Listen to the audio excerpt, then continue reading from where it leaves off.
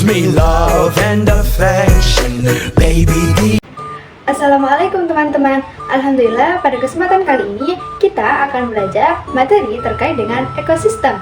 Triana Nur Soleha. Ekosistem adalah suatu sistem yang terdiri dari organisme hidup, biotik, dan lingkungan fisik abiotik yang hidup dalam suatu sistem yang sama, saling bergantung dan saling menguntungkan.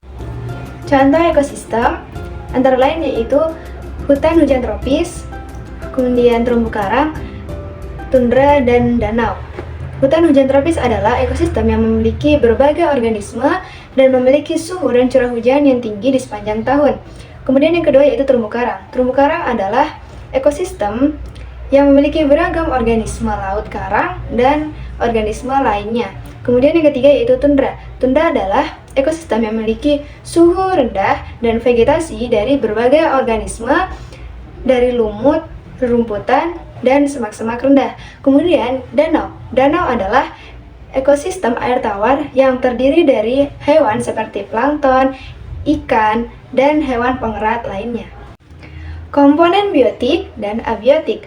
Komponen biotik adalah semua makhluk hidup yang terdiri dari tumbuhan, hewan, mikroorganisme, dan juga manusia. Adapun komponen biotik terdiri dari produsen, konsumen, dan dekomposer atau pengurai. Produsen adalah makhluk hidup yang dapat membuat makanannya sendiri, sedangkan konsumen adalah makhluk hidup yang memanfaatkan bahan dari produsen untuk hidup. Sedangkan dekomposer atau pengurai adalah makhluk hidup yang menguraikan kembali zat-zat dari makhluk hidup yang telah mati, seperti jamur dan bakteri. Kemudian, yang kedua yaitu ada komponen abiotik. Komponen abiotik adalah semua yang berada di lingkungan tetapi tidak hidup, seperti air, tanah, mineral, udara, dan cahaya matahari. Contoh dari komponen abiotik seperti air. Air digunakan makhluk hidup untuk metabolisme dalam sitoplasma, yaitu untuk mencegah sel-sel dari kekeringan. Kemudian yang kedua yaitu ada tanah dan mineral yang digunakan oleh makhluk hidup untuk keberlangsungan hidupnya. Kemudian udara. Udara terdiri dari nitrogen, oksigen, karbon dioksida, dan gas lainnya yang digunakan oleh makhluk hidup untuk bernafas. Kemudian yang terakhir itu ada cahaya matahari. Cahaya matahari digunakan oleh makhluk hidup, terutama tumbuhan, untuk membantu proses fotosintesis. Komponen biotik dan abiotik dalam ekosistem sangat berkaitan, bukan? Keduanya tidak dapat dipisahkan karena komponen biotik memerlukan komponen abiotik untuk keberlangsungan hidupnya, sedangkan komponen abiotik merespon kondisi yang diperlukan oleh makhluk hidup untuk mempertahankan kebutuhan hidupnya dalam menjaga keseimbangan ekosistem. Kemudian, komponen yang ketiga yaitu ada interaksi. Interaksi adalah hubungan yang berlangsung antar makhluk hidup yang satu dengan yang lainnya yang saling berhubungan. Dalam interaksi terdiri dari simbiosis, kompetisi, predasi, dan antibiosis. Dalam interaksi terdapat 3 komponen. Yang pertama yaitu simbiosis mutualisme, simbiosis parasitisme, dan komensalisme. Simbiosis mutualisme adalah hubungan yang menguntungkan keduanya tanpa merugikan yang lainnya, seperti tumbuhan dan serangga yang berhubungan untuk pertumbuhan. Kemudian, yang kedua yaitu parasitisme yang mendapatkan keuntungan tetapi merugikan yang lainnya, seperti parasit yang menempel pada tubuh inangnya. Kemudian yang ketiga yaitu ada komensalisme. Simbiosis komensalisme adalah parasit yang mendapatkan keuntungan tanpa merugikan yang lainnya, seperti bakteri yang terdapat pada tubuh manusia. Komponen interaksi yang kedua yaitu adanya kompetisi. Pada lingkungan hidup pasti ada kompetisi yang mempengaruhinya, seperti kompetisi yang dilakukan oleh singa jantan dalam perebutan wilayah untuk mendapatkan sumber daya alam yang terbatas. Komponen interaksi yang ketiga yaitu ada predasi. Predasi adalah hubungan antar predator dan pemangsa, seperti ular yang memangsa tikus. Komponen interaksi yang terakhir yaitu ada Antibiotik. Antibiotik adalah interaksi yang dihasilkan oleh spesies lain yang menghasilkan zat penghambat untuk spesies yang ingin tumbuh. Contohnya seperti bakteri Penicillium yang menghasilkan antibiotik dan menghambat pertumbuhan lain atas zat tersebut. Selanjutnya, kita akan belajar terkait dengan rantai makanan dan jari-jari makanan. Rantai makanan dan jari-jari makanan adalah kedua materi yang tidak dapat dipisahkan karena memiliki kaitan yang sangat signifikan. Rantai makanan adalah suatu ekosistem makhluk hidup yang mengalami perpindahan energi dari tumbuhan melalui jenjang dimakan dan memakan untuk mendapatkan energi dan nutrisi dari organisme yang dimakan tersebut. Rantai makanan terdiri dari 3 komponen, yaitu rantai pemangsa, rantai parasit, dan rantai saprofit. Rantai makanan seperti gambar di atas, yaitu tumbuhan sebagai produsen pertama, yaitu organisme yang dapat menghasilkan makanan sendiri. Kemudian ulat, belalang, dan tikus sebagai konsumen pertama, yaitu organisme yang dapat menghasilkan makanan dari organisme yang lain. Kemudian yang ketiga yaitu sebagai konsumen kedua antara ayam dan katak. Kemudian yang ketiga yaitu ada konsumen yang ketiga antara ular dan burung sebagai konsumen ketiga atau menerima organisme yang memperoleh dari organisme yang lain. Adapun fungsi dari dekomposer adalah yang pertama yaitu menguraikan makanan. Zat-zat yang telah mati tidak dibiarkan tersisa oleh dekomposer karena dekomposer ini mulai menguraikan kembali zat-zat yang telah mati tersebut agar dapat digunakan kembali oleh makhluk hidup yang lainnya. Kemudian yang kedua yaitu mengembalikannya ke dalam tanah. Mengembalikan fungsinya ke dalam tanah seperti karbon dioksida, oksigen, nitrogen, dan fosfor agar dapat digunakan kembali oleh tanaman. Kemudian yang terakhir yaitu membersihkan polutan di dalam tanah. Polutan yang terkubur di dalam tanah ini dibersihkan oleh dekomposer agar dapat digunakan kembali dan dapat membersihkan pertumbuhan tanah. Dekomposer ini sangat berperan penting bukan dalam kehidupan makhluk hidup? Jika tidak ada dekomposer, maka makhluk hidup ini akan mati dan tidak akan mengalami kesuburan. Oleh karena itu, dekomposer memanfaatkan penguraiannya untuk membantu makhluk hidup yang lainnya dalam mempertahankan ekosistem. Jaring-jaring makanan adalah suatu ekosistem yang saling tumpang tindih dan saling berinteraksi dalam suatu ekosistem. Jaring-jaring makanan yang terdapat pada gambar yaitu tumbuhan yang dimakan atau dimangsa oleh kelinci, serangga, dan tikus. Kemudian tikus dimangsa oleh rakun dan kembali kepada elang. Kemudian tumbuhan dimangsa oleh tikus, tikus yang dimangsa oleh rakun dan kembali ke elang. Kemudian burung pemakan serangga yang dimangsa oleh rakun dan elang. Kemudian serangga dimangsa oleh laba-laba, kemudian laba-laba dimangsa oleh ular dan kembali kepada elang. Kemudian serangga juga dimangsa oleh burung pemakan serangga serta burung pemakan biji yang kemudian kembali kepada elang sebagai pengurainya. Perbedaan utama antara rantai makanan dan jaring-jaring makanan yaitu yang pertama, rantai makanan berfokus pada perpindahan energi antara produsen, konsumen, dan dekomposer. Kemudian, yang kedua yaitu jaring-jaring makanan berfokus pada interaksi antar serangkaian makhluk hidup antara dimakan dan memakan.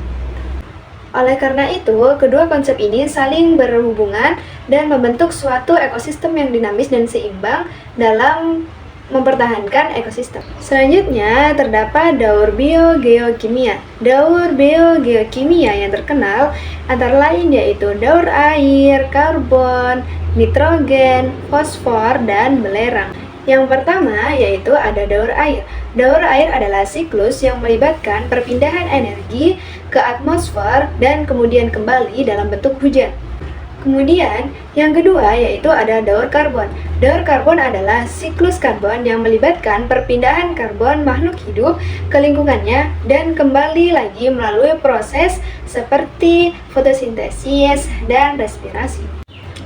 Yang ketiga yaitu ada daur nitrogen. Daur nitrogen adalah siklus nitrogen yang melibatkan perpindahan nitrogen dari lingkungan ke makhluk hidup dan kembali melalui proses amonifikasi, nitrifikasi, dan denitrifikasi. Kemudian yang terakhir yaitu ada daur belerang. Daur belerang adalah siklus perpindahan belerang dari lingkungan ke makhluk hidup melalui proses pelapukan dan sedimentasi. Selanjutnya yaitu terdapat siklus air. Siklus air juga dikenal sebagai siklus hidrologi atau siklus biogeokimia, yaitu perpindahan secara terus-menerus di atas, di dalam, pada permukaan bumi. Pada siklus air, terdapat beberapa proses utama. Yang pertama yaitu proses penguapan, kemudian kondensasi, presipitasi, dan pengumpulan. Yang pertama yaitu penguapan. Pada proses penguapan terjadi pada air laut, air sungai, air danau yang kemudian menguap. Kemudian yang kedua yaitu ada proses kondensasi. Proses kondensasi adalah proses pengembunan dan pendinginan uap air di atmosfer, kemudian membentuk sebuah awan. Kemudian yang ketiga yaitu proses presipitasi. Proses ini yaitu proses yang dilakukan oleh awan yang mengalami pelepasan seperti hujan, hujan es, dan salju. Kemudian yang terakhir yaitu proses pengumpulan. Proses pengumpulan yaitu air dari presipitasi terkumpul ke sungai, ke danau, ke laut yang akhirnya kembali ke lautan. Dalam hal ini, proses siklus air selalu menjaga bahwa air di bumi ini mengalami air yang konstan meskipun biasanya di bumi mengalami penurunan air yang sangat drastis.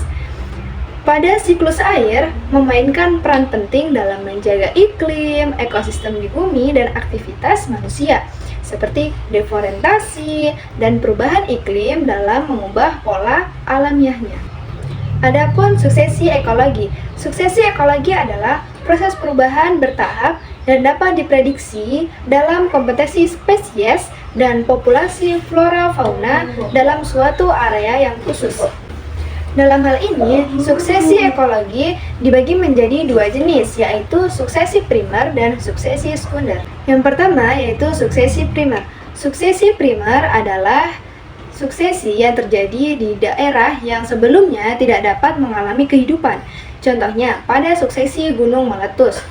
Pada gunung meletus dimulai dengan tanaman perintis seperti lumut gerak yang kemudian mengalami pelapukan menjadi tanah yang sederhana. Tetapi setelah itu, tumbuhan perintis yang mati mengundang pengurai yang membentuk susunan tanah yang lebih kompleks. Akhirnya, pohon-pohon pada sekitar gunung mengalami pertumbuhan yang berukuran tinggi dan membentuk sebuah hutan. Kemudian, suksesi yang kedua yaitu ada suksesi sekunder. Suksesi sekunder adalah terjadi setelah adanya gangguan yang mengganggu ekosistem dan menghilangkan sebagian biota yang ada. Contohnya, kebakaran hutan yang menghancurkan sebagian besar pohon dan tanaman lainnya. Namun, biji dan akar yang ada pada pohon tersebut relatif lebih aman. Sehingga secara bertahap tanaman mulai tumbuh lagi dan kembali menjadi sebuah ekosistem yang aslinya. Faktor-faktor yang mengalami suksesi ekologi antara lain seperti luasnya komunitas, jenis tumbuhan, kehadiran pemancar benih, iklim, dan lain-lain. Suksesi ekologi memiliki manfaat seperti memperbaiki diri secara alamiah dan membentuk ekosistem yang stabil. Selanjutnya yaitu adanya keseimbangan dan dinamika ekosistem. Keseimbangan dan dinamika ekosistem ini terjadi antara dua konsep yang penting dalam ekologi dan saling berhubungan.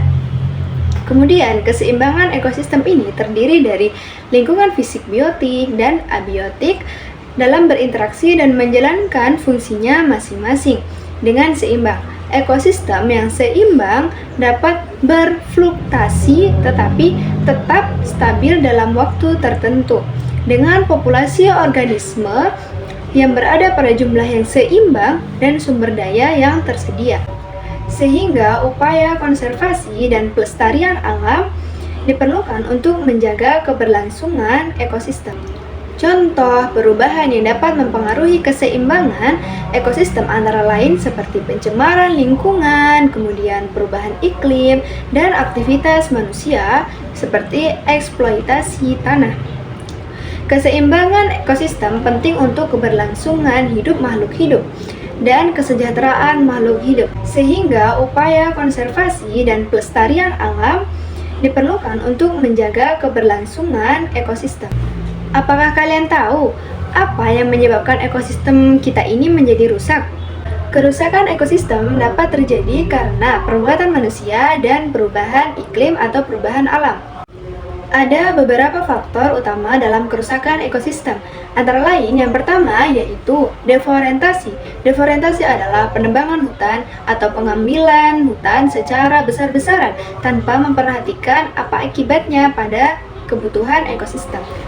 Hal ini biasanya dilakukan untuk kebutuhan industri dan kebutuhan hidup manusia tanpa melihat apa yang akan terjadi pada ekosistem, sehingga hilangnya habitat dari berbagai spesies tumbuhan dan hewan seperti deforestasi berkontribusi pada iklim yang global. Penyebab yang kedua yaitu karena adanya pencemaran lingkungan.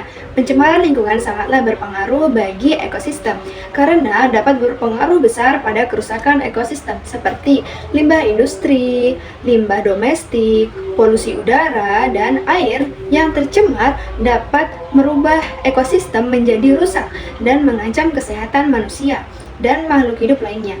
Pencemaran yang dapat menyebabkan kerusakan pada tanah dan air ini dapat mengubah kehidupan ekosistem makhluk hidup. Kemudian yang ketiga yaitu karena adanya perubahan iklim. Perubahan iklim karena aktivitas manusia seperti pembakaran bahan bakar fosil dan deforestasi menyebabkan perubahan peningkatan gas rumah kaca di atmosfer yang berkontribusi pada perkembangan atau perubahan iklim global. Perubahan iklim dapat mengganggu ekosistem dan menyebabkan kepunahan pada spesies. Yang keempat yaitu adanya overfishing. Overfishing, pengambilan ikan secara besar-besaran tanpa melihat akibatnya, maka akan mengakibatkan keberlangsungan sumber daya perikanan yang dapat menyebabkan penurunan ikan dan gangguan pada ekosistem laut. Selanjutnya yaitu urbanisasi. Urbanisasi adalah pembangunan pada perkotaan yang tidak terkendali dan dapat mengubah lahan alami menjadi permukiman yang infrastruktur, menyebabkan kehilangan habitat alami bagi flora, fauna, serta meningkatkan tekanan pada ekosistem. Kemudian yang selanjutnya yaitu adanya inovasi spesies asing. Inovasi spesies asing adalah masuknya spesies invasif yang tidak asli ke suatu ekosistem yang dapat mengganggu keseimbangan alami dan menyebabkan kepunahan spesies habitat. Kemudian yang terakhir yaitu adanya pertanian yang intensif. Pertanian yang intensif yang dimaksud adalah praktik pertanian seperti gangguan pestisida, kemudian pupuk kimia yang berlebihan dapat merusak kualitas tanah dan air sehingga menjadi tercemar dan rusak dan tidak dapat ditanami sehingga tanaman tidak tumbuh subur dan mengurangi keberagaman hayati. Selain dari kerusakan ekosistem, apakah kamu tahu apa manfaat dari ekosistem? Ekosistem memiliki berbagai manfaat bagi kehidupan di bumi. Antara lain yaitu yang pertama, keseimbangan ekosistem. Keseimbangan lingkungan membantu menjaga keseimbangan ekosistem dengan menyediakan sumber daya alam seperti air bersih, kemudian udara yang bersih dan tanah yang subur sehingga tanaman dan hewan dapat tumbuh dan berkembang dan membantu dalam nutrisi, siklusi, dan penguraian limbah. Kemudian yang kedua yaitu adanya keanekaragaman hayati. Dalam keanekaragaman hayati di ekosistem dapat membuat banyak berbagai spesies tanaman, sehingga keanekaragaman hayati ini sangat penting dalam menjaga stabilitas ekosistem dan menyediakan pangan, obat-obatan, serta bahan baku yang penting bagi manusia. Manfaat yang ketiga yaitu adanya penyediaan sumber daya alam. Sumber daya alam ekosistem menyediakan sumber daya seperti makanan, obat-obatan, kayu, bahan bakar, dan tanaman Dan dalam ekosistem juga berperan dalam penyediaan oksigen melalui proses fotosintesis. Yang keempat yaitu pengendalian bencana alam.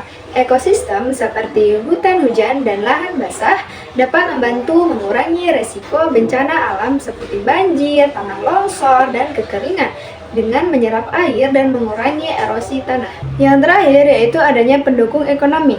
Ekosistem juga berpengaruh pada kontribusi ekonomi yang dapat dimanfaatkan bagi manusia, seperti melalui peristiwa alam, kemudian pertanian, perikanan, industri lainnya yang bergantung pada sumber daya alam. Dalam hal ini, kita sudah tahu kan apa itu ekosistem dan apa manfaat dari ekosistem.